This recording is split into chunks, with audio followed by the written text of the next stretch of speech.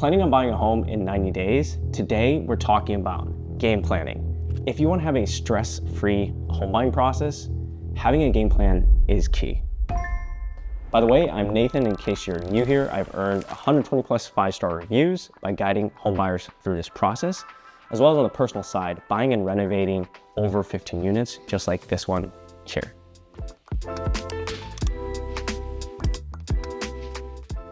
In this video, I'll show you how to go from dreamer to homeowner in 90 days by showing you the 6-step home buying playbook that you see right here. So let's jump right into it. So when it comes to guidance, there's 2 different buckets that we can land in. We have the D.I.Y bucket, do it yourself, or essentially done for you path, right? So the done for you section is essentially if you hire a mortgage advisor and they do it for you, right? So because you're watching this video, I wanna go over the D.I.Y. So basically, if I were in your shoes, how would I guide you through the process? And it's almost like I'm there with you, right? So what we generally wanna do is take the gross monthly income that you earn. So let's just say, for easy example, I'm gonna do $10,000, okay? And this is your before tax income, okay? So I know some of you being watching this may not be your exact specific situation. So you may be at $5,000 a month, $2,000 a month, whatever it is, but the concept will still apply, okay? So $10,000 just as an easy example. Then what I recommend is taking 33% of this just as a starting off point, okay? Of this $10,000. And this will be $3,300 a month. So I know some of the math wizards watching this are saying this isn't the exact amount. I totally get it. The goal is just to keep this simple. Going back to this, I'm gonna label this hypothetical payment, okay? Or HPMT, just to keep it simple. So this is gonna be your hypothetical comfortable payment for now, just as a starting point, okay? $3,300 a month. And the goal for this section is to get directionally correct. Just like a GPS, like how you're just starting it, right? If you're parked underground, garage, whatever it is, then what happens sometimes is your GPS might take a little bit to figure out what direction you're headed, and then it builds the path for you, right? And this is where I would really recommend, if you have a partner, is, sit down with them and have this conversation, or if you're single or unmarried, grab that mirror, look at your reflection just like in Mulan.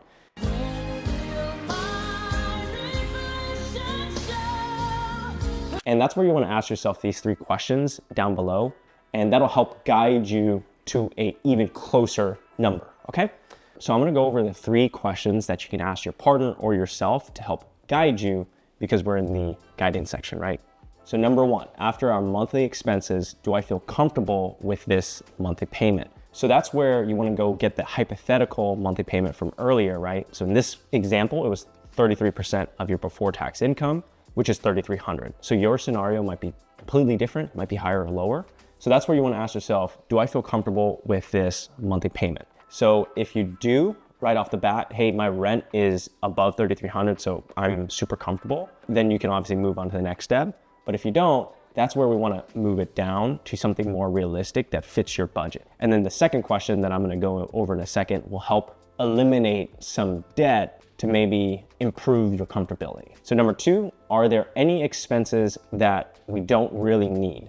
So I would generate a list of stuff that you don't really need. So what I usually recommend is printing out 2 months of bank statements and highlighting the expenses that you don't really need. So usually that's gonna be like subscriptions and things of that nature, and that'll help improve your comfortable payment. Now, do you need to increase your comfortable payment? No, you can obviously just pocket the money. So it's just more a conversation between you and your partner, or again, that mirror. Number 3, accounting for job raises and promotions. Does my answer change 5 years from now? Answer being my comfortable payment, okay? So let's double click into that.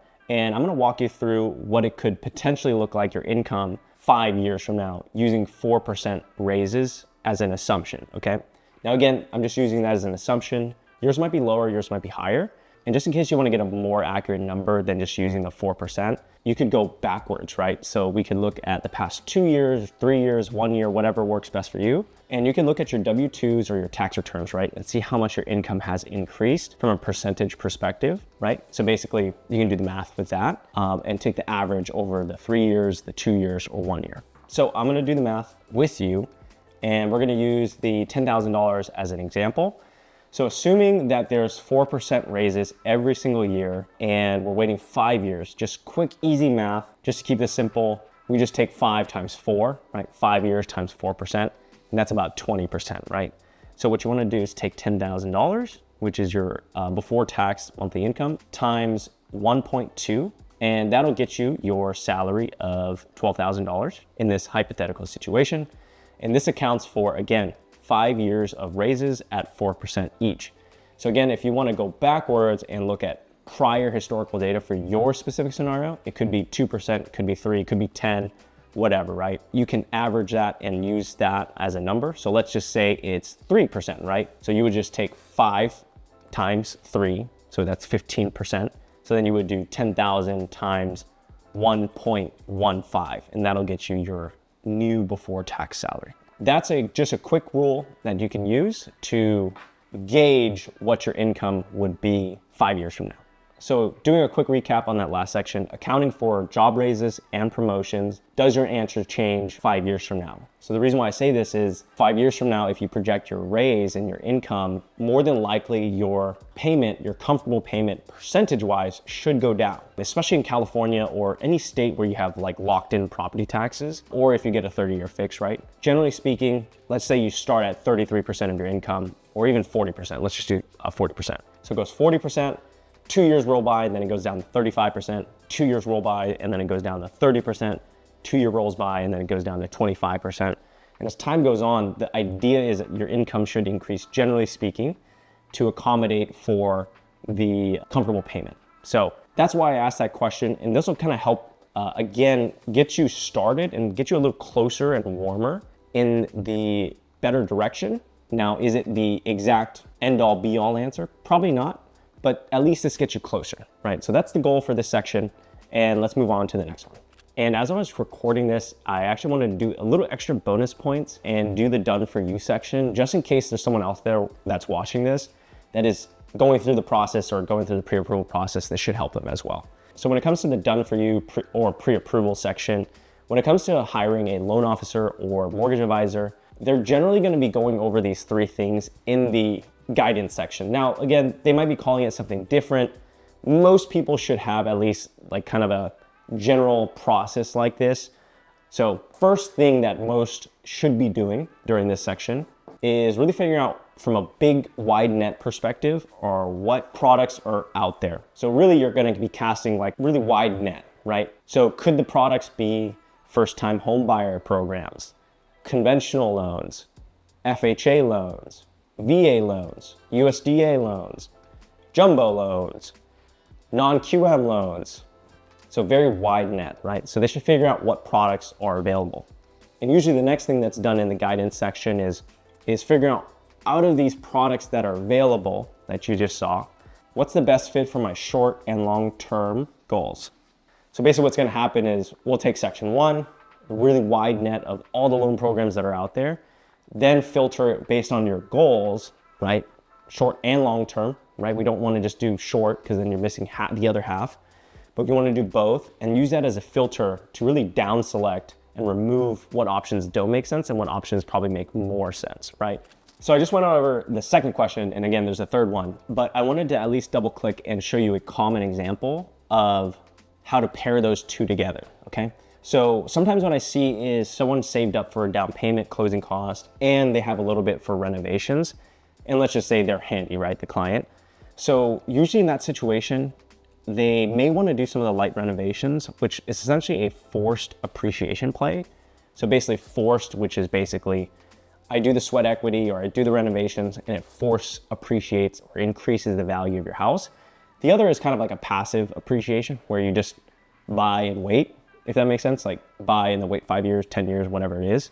So the forced appreciation play, again, is taking something that needs some work adding a little bit of love and increasing the value. So in that situation, if I saw someone that wanted to do that, I would take all the loan programs that were out there that you just saw earlier, first-time homebuyer programs, conventional, FHA, VA, USDA, jumbo, non-QM. And essentially, I would focus on, okay, so if they want to do low down payment option, that essentially eliminates all the programs except, let's call it the first-time homebuyer program, conventional and FHA. Now, if they have really good credit, I may just say, okay, conventional might make more sense because you may have better mortgage insurance compared to FHA. But if they have like a credit score below 700, FHA might make more sense. But again, just to keep it simple, we're gonna down select and remove all options, and conventional more than likely would be the better option given the information that we have, right? So in that situation, it puts them in a really good position where they put the sweat equity into the house, forced appreciation.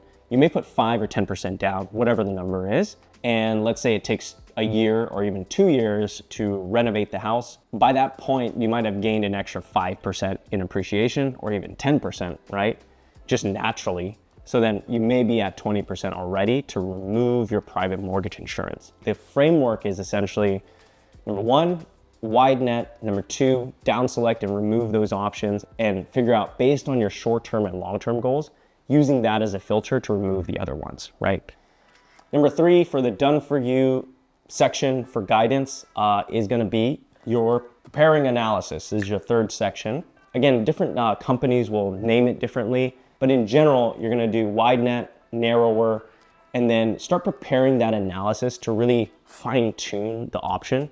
Because obviously if we say, hey, conventional is a great idea, but it's gonna be really helpful to figure out what does that actually mean for me and my family from a payment, out of pocket, what are the rough payment, how much am I gonna owe 5-10 years from now, you know, stuff like that. So I'm gonna give you an example of what that actually looks like so you can familiarize yourself with it. So when it comes to preparing your purchase analysis, it may look something like this. Your mortgage advisor will more than likely be doing this in the background, but I at least wanted to show you what this looks like, right? So what we see here is, just to keep things simple, you're generally gonna have purchase price, loan amount, interest rate, APR, mortgage insurance if you're putting less than 20% down, specifically for conventional loans. Monthly principal and interest, again, that's just one factor of the mortgage, right? Then the next one should be a total monthly payment. So that's gonna include principal, interest, property taxes, homeowners insurance, HOA if you have it, and PMI, private mortgage insurance if you have that too, right? So when it comes to column number one, let's look at those options, right? 5% down, conventional. Usually when I see someone who has some funds to put down and they don't know how much to put down, but they have the ability to do like 10, 15, or even 20% down, but they want to do renovations, maybe I'll scale it down a little bit and I'll show 5 and 10% down just as an idea. So showing 5% down, we can see 500K, 475 loan amount, so that's $25,000 down in this hypothetical example. Again, the interest rate is just hypothetical. Yours is going to be for sure different from this because I don't know when you're watching this. Private mortgage insurance, that doesn't really change with the interest rate market, but it does change based on the lenders you use. So that's a little pro tip for most home buyers, is some lenders actually have better mortgage insurance compared to others. So that's something that is not commonly known. But 5% down, let's just say the PMI private mortgage insurance is $150. Total payment, including everything, is about $3,360, which you can see right there. Now revealing the 10% down option, so essentially that's double the down payment. You can see purchase price and loan amount, basically the down payment is $50,000. And then interest rate generally is gonna be the same if you're putting 5 to 10% down, but the benefit is gonna be your private mortgage insurance or your mortgage insurance. That'll go down. So in this situation, based on this lender specifically, it's gonna be about $70, right? So that's a pretty nice decrease in your monthly payment. And of course, because you're borrowing less money, right? Lower loan amount, the total monthly payment in this hypothetical scenario is about $3,150. I'm gonna round up there, right? So that's a way that you can kind of gauge, okay, so for an extra $25,000 down, roughly, let's see, the difference in the payment is gonna be minus $3,150. So it's about $200-ish a month difference. So you can kind of weigh the options for $25,000 for $200 a month. Would you want to do that, right? And there's no right or wrong answer. It just depends on the first two sections, right? And it especially depends on the second section, which is best fit for short-term and long-term goals, right? So again, that's where your mortgage advisor should help you with this. So that's why I specifically call this the done for you section instead of the DIY. So hope that helps. Let's move on to the next section. So next chapter in the playbook, chapter 2, needs versus wants list. So this is something that I created for my clients. So you can actually copy this, very similar. You do needs and wants and you kind of like list it out. You can also do this on your iPhone too. So what I'm gonna walk you through is why creating the needs versus wants list is so important. And really it's like a 10 to 15 minute exercise that you can do with your partner, or, you know, grab that mirror if you're just single, unmarried, and ask yourself like, hey, what is my needs and wants? And I'm gonna walk you through, again, why it's so important. So let me give you a story of what's happened to me. I flew to Texas, Austin, Texas. That's where my sister was, and she was getting married, right? And the day after the wedding, my mom, who was helping kind of coordinate a few of the things, she was tired, right? And I was like, okay, I'm gonna be the best son, and that way I can get the best presents in the world. I'm joking. And so the goal was, okay, I'll take it on and I'll find a place to eat for dinner. Everyone kind of was open to it. I didn't ask my mom because she was tired, and I kind of just picked Italian. Figured that would be a good start. And what I ended up doing was building out this thorough plan, and I found 3 restaurants, called all of them because it was around 5:30-ish. So I knew that based on the, you know, it being a Saturday, that it might be a little busy. So I figured, I called, hey, are there any walk-ins available? Are you guys fully booked? And also I chose them all close together, just in case one of those options didn't work, we can walk to the next one and didn't have to find parking 3 different times. So I did all that work. And then my mom is like, actually, what I failed to do was even ask her, is she was like, actually, I wanted sushi, okay? So I was like, oh. So I did all this work and I was going down this path. And in reality, she wanted to go this direction. So what I failed to do was just communicate with my mom. I was like, hey, okay, actually, do you want Italian sushi? And just getting everyone on the same page. And that's, in my opinion, the importance of this, you know, needs versus wants list. So let me walk you through how to actually use this. So what you can see on my piece of paper here, needs versus wants list. So I'm gonna put it on the screen here just so you guys can see that easier. So what I recommend is, from the needs perspective, are your must-haves and requirements, right? I'll give you some common examples just so it can give you kind of a head start in you filling this out. So common ones are, if you're buying in a condo, right? Needs allows pets, right? If you have pets. The other is gonna be covered parking or garage parking spot, or in-unit laundry, right? Wants may be nice amenities, nice pool, gated community, etc., right? Now, when it comes to single family, that might be a little different. So when it comes to needs versus wants, single family might be 2-car garage because you might have 2 cars and your driveway might be filled up with guests, etc., or kids, right? The other needs might be great school district, or if you're just starting your family, it may be a want, right? You might want to think for the future, so it might be a nice to have. So that's where it might go into the wants list. So again, a common example for wants for single family might be a pool or a huge backyard. Needs might be a medium backyard, or if that's even a word, if that's even a description, or a backyard at least, right? So you can kind of pick and choose what would go in the needs, what would go into the wants. The definitions that I have for needs, again, must have, requirements, that's the sort of non-negotiables. And the wants would be nice to have or bonuses, okay? So bonuses could be guest home, having a guest home to create additional income, things of that nature, right? So again, I recommend sitting down with you and your partner, or if you don't have a partner, just grabbing that mirror and working through this needs versus wants list. So that's gonna be your North Star, because what's gonna happen is you're gonna look at a ton of homes, and it's gonna be really hard to filter out what's gonna be the best option if you don't write it down. If you're anything like me, if I have everything in my head, it's really hard to remember everything, especially when you look at like 5 homes, 10 homes, whatever, right, that day. So that's why if you have it written down, it really helps put it into paper and put it into reality. So that way you can avoid going into the Italian restaurant when your mom wanted to get sushi, right? So that's what this needs versus wants list. I hope it helps you during your home buying journey.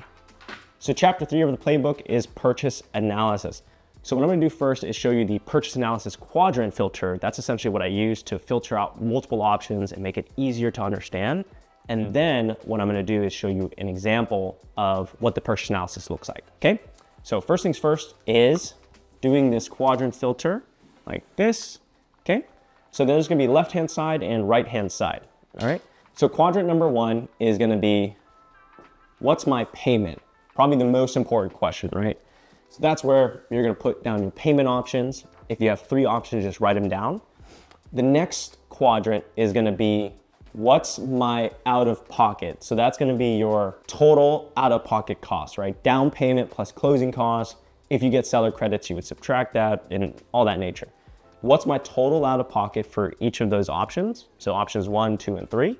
So you can write those down. Maybe it's 25,000, 10,000, 50,000, whatever it is, right? You can write those down. So what you'll notice is I almost strategically put these on the left-hand side, almost as like the now, right? The now. So this will help you like right now. Now it doesn't mean, and then this section, by the way, spoiler alert, is gonna be like the later or the future.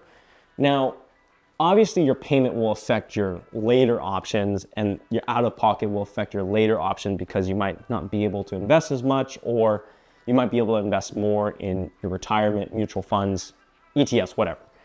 So these are the left-hand side. Let's go to the right-hand side. So this is where you want to list out the pros and cons for each of the top options that you like. You may have 3 options, 4 options, 1 option, whatever. Just choose the top ones. It might be hard to fill out, like if you have 5, like if you're trying to compare properties, multiple properties with 2 options, that might be 4. It might be hard to fill it out there. I would choose the top one, right? So write out the pros and cons for each top option. So last section is gonna be, what does my investment look like 5 to 10 years from now? Now, you can actually use this for other investment criteria, although like if you're investing in stocks, you may not have a monthly payment.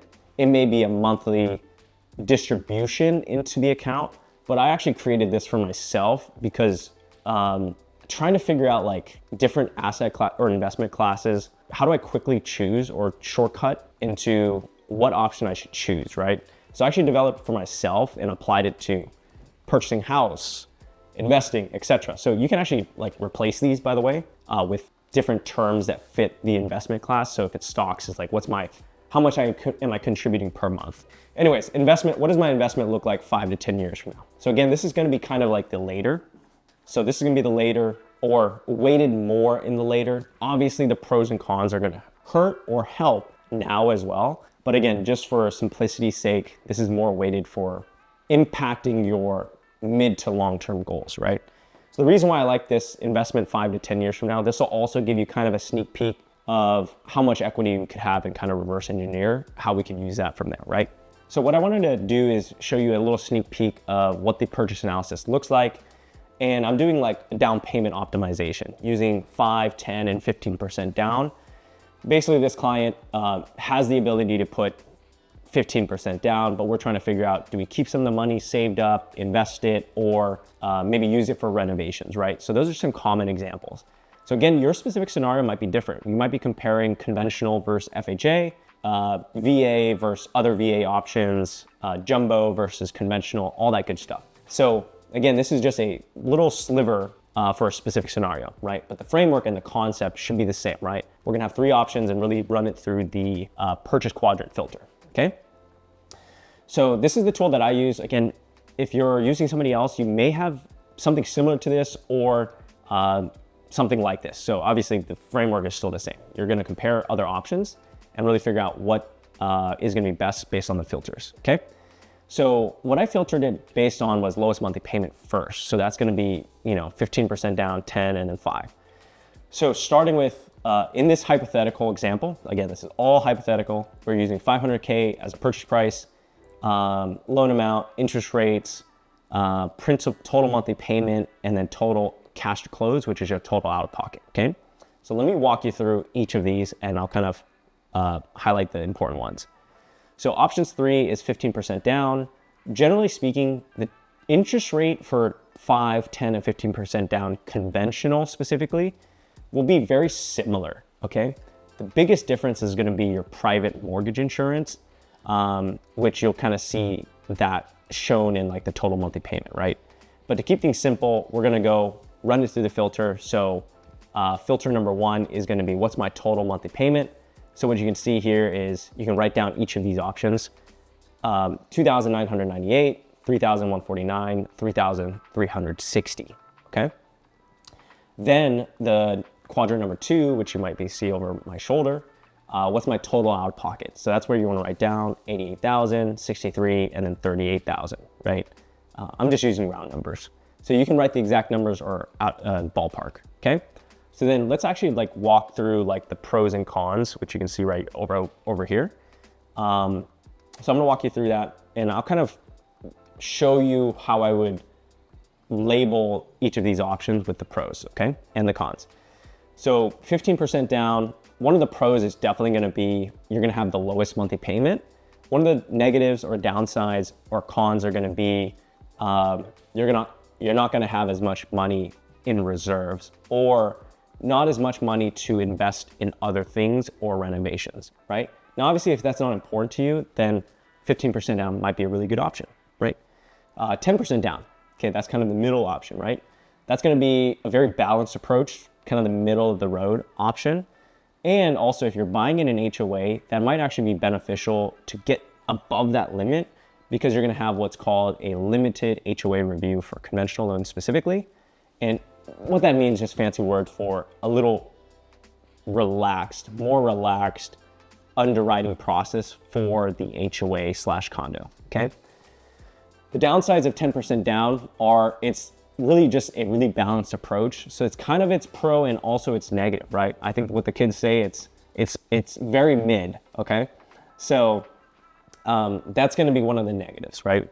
Go to the next option, which is 5% down. You can see that this is gonna be, regarding the pros, your lowest monthly payment. And the other pro, you might have enough money saved up for reserves, for renovations, and you might be able to keep your money invested in other markets, right? One of the cons are gonna be, it's gonna have the highest monthly payment, okay? So again, if you wanna have the lowest monthly payment, options 3, if you could, the 15% down. If you have the means, 10% down would be better from a payment perspective. But this is where you wanna weigh each of those options, right? If you're like, hey, I really wanna focus on renovating the house and customizing it to the way that I want to, that's where you have the 5% down option, right? In this hypothetical, okay? Now, let's actually move to the next section, which is number 4, quadrant number 4, right?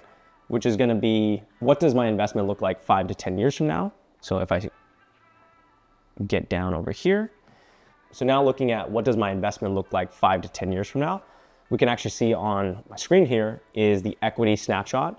So basically 5 to 10 years from now, and I'm using 5 to 10 years because that's generally how long most people kind of stay in their house, especially if they're like second or third time home buyers, kind of that 5 to 10 year mark. So this is where you want to scroll over and go to the 5 year, and you can write down each of these options, right? 196, 218, and 241 in equity, or essentially equity is almost like your house wallet. Instead of your cash wallet, you have a house wallet.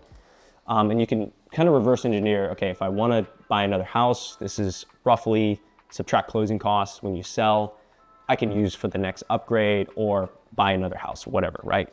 And then I would scroll over, 6, 7, 8, 9, and then 10 years. Now you can write 5 to 10 years, right? 426, 446, and 467. So again, this is based on average appreciation for San Diego County specifically. So in your situation, it might be completely different. So that's where you want to ask your real estate agent, and you can use a appreciation calculator or simple interest calculator and add the percentages on top of that to kind of predict what it would be 5 to 10 years from now. So that's just using this tool. Obviously, you can do it yourself as well. Number 4 is the Avengers teams. Avengers!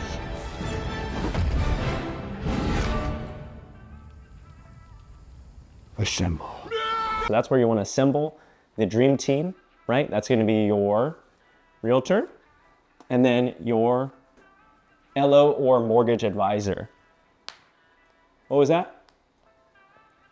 Oh, yeah, that was my wife, by the way, if you didn't hear that. She said, which Avengers do you think that I am? Sometimes I've gotten Doctor Strange. I'm Dr. Stephen Strange. I need you to come with me. Some people say we're the wizards of loans. So anyways, so this is where you want to actually assemble the team, right? So your realtor and LO. So I'll give you kind of rules of thumbs of who does what. Realtor is all going to be about the house, like the interior of the house, you know, health, wellness, safety of the house, right? Neighborhood, market analysis, negotiate as well. So on the loan officer or mortgage advisor side, we have payment, mortgage options, as well as appraisal / HOA financials, right? So I do want to add one more thing. HOA, just in general, the realtor would be in charge of that. Getting the rules like, hey, can you have pets? How many pets? What's the size limit or weight limit, excuse me, stuff like that, right? So that's just a quick way to kind of filter out who does what in general. Now there might be a blend between the two because obviously a realtor who's really experienced in the industry, they should know generally what mortgage options are and vice versa, right? Like a loan officer that's local in the market should kind of know what areas are popular, right? So again, the goal of this section is to really not tackle the huge task of buying a house, but the goal is to figure out what's the next person that I need to talk to resolve my hurdle. So it's similar to business. If you hire the right people, the people build the business, not like the one founder. So when it comes to home buying, it's very similar to that. The goal is if you hire the right person, they should make your life easier. If you hire somebody and they make your life harder, I would probably ask yourself the question, why are they making your life harder, right? So the goal is having a guide through this giant mountain or journey of home ownership. You know, you should essentially have like a group with you to help you, you know, go up that mountain with this beautiful humans that I drew right here. But that's the goal of having the Avengers team. All right, chapter 5 of the 90-day home buying playbook. So now we're on to the most fun part, home shopping, all right? So in this section, I'm gonna cover how to make a templated notes in your Apple Notes, or if you have Android, there's I think a Keep Notes or Keep something app. Second bullet point is the 3 framework questions that you can ask yourself for each house that you're looking at. And then the last one is open comms or open communication. So I'm gonna show you the template that we use for our home shopping experience, or even if you're buying an investment. So whether it's primary investment, you might have different criteria, but I'm gonna show you on my phone here, which you can see right over here. Basically the questions that you can ask yourself and how to easily like copy and paste, etc. So in the phone here, so what we can see here is you can call it home shopping or just like this too, right? But what I like about this is you have these options here. So let's just say I am going to look at 3 homes on Saturday, and then I can paste this here, do this, and do, not 13, 3. And what you can see here is now I have like kind of laid out the 3 houses that I'm gonna look at. Again, if it's 4 houses, you can do the same exercise. And moving to the next section, which is 3 framework questions that you can ask yourself, which is one thing I didn't like, one thing I liked, and then a simple yes or no. Do I see myself living here? And I think this will help guide you in a direction to get warmer or colder, to really do more due diligence on the property, right? So what we want to do is really filter out the noise, right? The houses that you definitely didn't like, you know, do I see myself living here? No, just that automatically should delete it, right? So let's just say house one thing I didn't like was the driveway or the street, right? One thing that I liked was the neighborhood felt great, the backyard size, and the rooms, or the rooms, excuse me, those like 3 things. Whatever the top thing is, right? Do I see myself living here? Yes. 2, blah, blah, blah, I don't see myself living here. And here's what I would do is I would then minimize this just so you can reduce the noise. And now you can just focus on house 3 or house 1. So just as a quick like FYI, that's how I would use this. So hopefully that makes sense on using your phone and using the notes. And you can obviously share that with your real estate agent if they have an iPhone, or if you have Android. I think there's a sharing feature as well. So moving on to the next section, which is open communications within this chapter. So what I mean by that is being open with your opinions on the house. I think that'll help, in my opinion, that should help the real estate agent better fine-tune their search as time goes on. That's what in my experience, that's been helpful. Now, if it doesn't, then I would probably question the realtor or like the person that was hired. But generally speaking, open, honest communication. I mean, they always say like, what's the key to a great relationship? Open, proactive communication, right? Now, obviously that's a little subjective, but generally speaking, if you're making the move to being open and honest, at least that's how I usually do it in my business, is makes people's lives easier. Therefore, they can give you better advice. So that's just my little 2 cents on that. So in either case, even if you don't use open, honest communication, you can at least use the first 2 using Apple Notes. So hope that helps you in chapter 5 of the Home Buying Playbook. So chapter 6 of the 90-day Home Buying Playbook and making an offer is this chapter. So within this chapter, I'm gonna cover 3 sort of main topics that you can see right over here. So let's jump right into it. So the first thing when making an offer, your realtor should be communicating with your loan officer or mortgage advisor about updating the numbers. So I'm gonna show you an example of when a realtor reaches out to me to update numbers, etc. So it may look something like this. So if we piggyback off like the prior section, chapter 5, where we use the Apple Notes and selected the houses that you like, then we can just stick with house number 1 as an example. So what you can see is actually, Anthony, the realtor, was asking me if he could rerun numbers for the client for $1 million with no seller credits. Okay, so seller credits can help cover some of the closing costs. And I think in this situation, I think there was another offer or multiple offers on the table. So we decided to not ask for seller credits. So that's something that your realtor will help guide you on what to do. At least a really good agent should, right?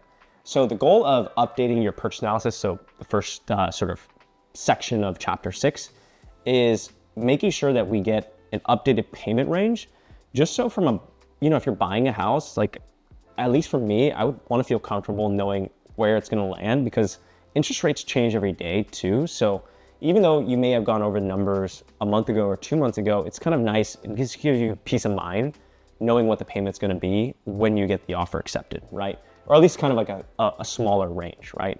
Now there are some things that might change, like homeowners insurance and things of that nature, but at least you have it sort of, again, going back to the concept of warmer or colder, we're getting warmer and super warm as we get further along in the process, okay? So that also covered section 2 of chapter 2, updated numbers, and that's why that's important. So section 3 is gonna be strengthening the offer. So you'll notice I put speed and certainty.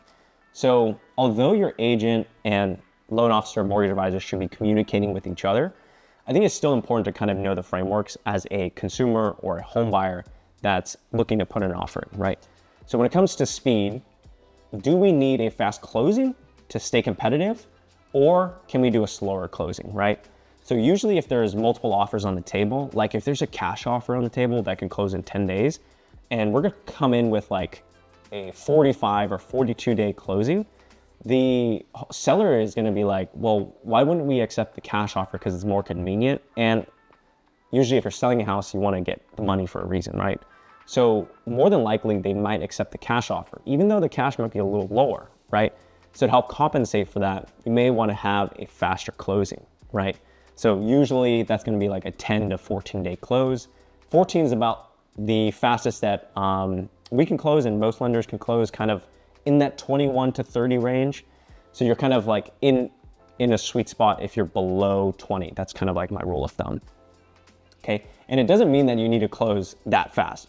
It's just having the option just in case there's multiple offers or it's a very competitive house, right? So again, it's case by case, but that's where your agent would help you on what would make the most sense. So also, just as a little side quest here, if you are buying in, let's call it November, I'm using this as an example, Your first mortgage payment is going to be January. In your out-of-pocket expenses, it kind of already includes your prorations and your prepaid interest, just fancy word for already includes kind of those payments already. So that way you don't have to pay your out-of-pocket and your mortgage payment the next day, right? So just know if you close in November, usually it's like 2 months later, and it'll be in January, your first mortgage payment. So if you close in January, it'll be in March, and you can kind of use that rule of thumb. So fast also is, I define it as closing below 20 days, like I mentioned earlier. So what you can see on the screen here is, this is the national average. As of recording this in 2024, end of 2024, the days to close are about 43. So if you're below that average, I would say 30, that's okay. I would say 20, 21 or less would be really, really good. Now, if you have a lender that can close in 14 days, that's amazing, right? Because it gives you more options just in case you find the house that you like. So let's move on to certainty now. So certainty, just by definition, means a high predictability that you're gonna get the results that you want, right? So when it comes to selling a house, the biggest fear that a seller has is, let's say you do a 42-day closing, 42-day close. And you get in a contract, the buyer puts an offer in, you get into contract, and then 41 days rolls by, and then the buyer backs out, right? The seller is gonna be losing that whole time, as well as going back on the market with 42 days on market, and it's kind of like a stale listing, right? Which reduces the sellability, generally speaking, right? So that's where having high certainty and speed might kind of really bolster up your offer. So let me walk you through some things that you can do to improve certainty. So one thing you can do is put a little more skin in the game, which is increasing your earnest money deposit. So the deposit allows the sellers to receive, or the escrow company or title company to receive your deposit. And that essentially allows the sellers to take the property off the market while you do your due diligence, right? For your inspection, appraisal, loan, all that good stuff. So increasing that deposit, maybe it's 1% of the purchase price, maybe it's 2%, maybe it's 3%. You know, I've seen anything from $1 to, again, this was like more of a buyer's market, but $1 for VA loan, and then up to like 100,000 I've seen as a deposit. That'll really show that that you're serious, the higher the deposit is, right? And again, your agent will kind of walk you through that. So the other thing you can do to improve your certainty, if you don't want to increase your deposit, is shortening your contingencies, or think of it as shortening things that protect your deposit, right? So usually those two things are going to be shortening your inspection/investigation, basically checking out the house while it's in safety, shortening that, your appraisal, which is going to check the home value, and then your loan, right? If you're able to really reduce that down, then that'll help your offer look more strong, like giving the sellers more certainty that, hey, although we're closing in 21 days, we're gonna know for certain that I'm moving forward with the house within 10 days. So that's another thing that's in your tool belt if you needed it to stand out. So the real question comes down to, now that we know those ideas of how to strengthen your offer, speed, contingencies, the other thing that you really want to ask is, can the Avengers team that was hired pull this off, right? So obviously, if we close in 0 days, the next day, the sellers are going to be stoked. You may be able to go down in the price a little bit, assuming there's no other offers. But the question is, can the Avengers team that was hired pull that off? That might be really fast for a loan. That is actually really fast for a loan. So that's where you want to be in communication with your agent, loan officer, mortgage advisor, and kind of like having a 3-legged stool instead of 2 pegs. It's going to fall over. 3 is better, or a tripod, right? So that's where you want to make sure the Avengers team can actually pull that off as well. So we covered a lot today. What I'm going to do is summarize the 90-day home buying playbook, so that way we can really crystallize the things that we learned today.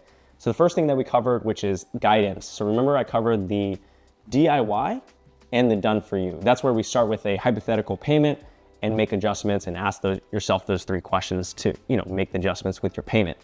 Number 2 is the needs versus wants list. I still have it printed out here. So remember, you might create your own or use something similar to this. And so remember, that's gonna be your North Star. So basically, as you're going through the journey, you're gonna reorient yourself and be like, okay, I remember, this is the needs and this is the wants.